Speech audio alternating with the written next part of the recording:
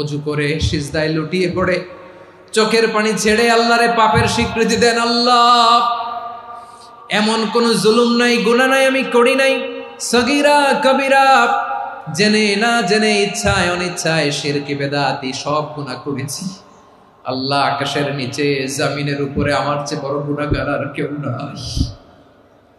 চোখের পানি ছেড়ে আল্লাহরে বলেন, আল্লাহ, আমি ছাড়া তোমার গোলামের অভাব নাই, তুমি ছাড়া আমার দ্বিতীয় কোনো রব নাই, তুমি ছাড়া তো কেউ আমার গুনাহ ক্ষমা করার নাই, তুমি আমার রব, তুমি আমার সব। বলতে পারবেন?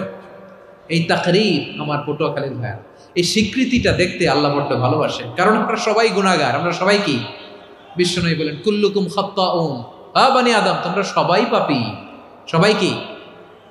সবাই পাপী। আমরা সবাই পাপী, আপন পাপের বাটখারা দিয়ে অন্যের পাপ মাপি। আমরা যে পাপী এটা ভাবতে মনে চায় না কারো, খালি অন্যের পাপ দেখি আমরা, এটা ভুল। ওর এই পাপ, ও পাপী, ও জালেম, ও জাহান্নামী, এরকম একটা টেন্ডেন্সি। আমার যে কি হালাত এটার খেয়াল নাই।